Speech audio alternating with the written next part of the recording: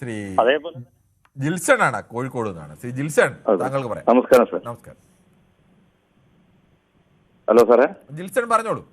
Okay, ഇതിപ്പം നമ്മൾ മനസ്സിലാക്കേണ്ടത് അവർക്ക് ഇന്റലിജൻസ് കിട്ടിയിടത്തോളം അവര് ബങ്കർ ബസ്റ്റർ വെച്ചിട്ട് അവരുടെ കുറച്ച് ന്യൂക്ലിയർ ഫെസിലിറ്റീസും പിന്നെ അതുപോലെ അവരുടെ പരമാവധി missile manufacturing capabilities, missile launchers, അതുപോലെ തകർക്കപ്പെടേണ്ട സാധനങ്ങളിൽ അറ്റ്ലീസ്റ്റ് ഒരു 50% തകർത്തിട്ടുണ്ട്.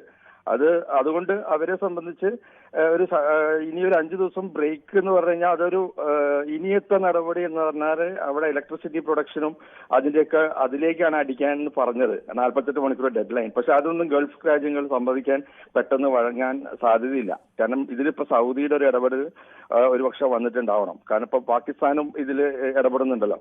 അപ്പോൾ അവിടെയൊക്കെ വൈദ്യുതി പോകുന്ന ഒരു സാഹചര്യം വരും. ഗൾഫ് കൺട്രീസ്, മിഡിൽ ഈസ്റ്റില്, ഖത്തർ, UAE അവരുടെയൊക്കെ ഈവൻ ഡീസാലിനേഷൻ പ്ലാന്റ്സിൽ വരെ അടിക്കുന്നു പറഞ്ഞു. അപ്പൊ അത് അടിക്കുന്നു പറഞ്ഞു കഴിഞ്ഞാൽ അടിക്കാനുള്ള മിസൈൽ അവരുടെ കയ്യിലുണ്ട്. കാരണം ഡീഗോ ഗാർസിയയിലേക്ക് വിട്ടൊരു മിസൈൽ അത് ഡീഗോ ഗാർസിയയിൽ എത്തിയില്ലെങ്കിലും തൊട്ടടുത്ത് വന്ന് വീണിട്ടുണ്ട്. അപ്പോൾ അവിടെ തന്നെ അത് സ്പോട്ടിൽ കറക്റ്റായിട്ട് അമേരിക്കയും ബ്രിട്ടീഷ് അവിടെ നിൽക്കുന്ന യുദ്ധവിമാനങ്ങളെ തകർക്കാൻ അവർക്ക് സാധിക്കും എന്ന് ഒരു ക്വസ്റ്റ്യൻ മാർക്ക് ഇട്ടു. അപ്പൊ അതുകൊണ്ട് പിന്നെ ഇത് മാത്രമല്ല, ഇത് ഈ യുദ്ധം നമ്മൾ ആത്യന്തികമായിട്ട് കാണേണ്ടത് ഇതൊരു ആവശ്യമായ സംഗതിയായിരുന്നു. അല്ലെങ്കിൽ 1.5 വർഷത്തിനുള്ളിൽ ഒരു അണുബോംബ് ഉണ്ടാക്കി ഇറാൻ ലോകത്തിന് മുഴുവൻ ഇപ്പൊ ഒരു 5000 എത്തിയെന്നാ പറഞ്ഞ ഒരു 14 കിലോമീറ്റർ എത്തിക്കഴിഞ്ഞാൽ ഈവൻ ഐ തിങ്ക് ആ മിസൈല് ന്യൂക്ലിയർ ഹെഡ് വെച്ചിട്ട് അമേരിക്കയിൽ അവരെത്തും.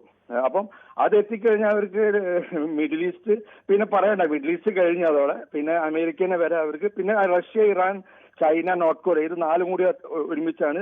US ഒറ്റയ്ക്കാണ്. അപ്പൊ അങ്ങനെ വരുമ്പോൾ വാർ ഹെഡ് വെച്ചിട്ട് ഇവരൊരു ന്യൂക്ലിയർ വാറിലേക്ക് എന്തായാലും അമേരിക്കക്ക് പോയി കഴിഞ്ഞാൽ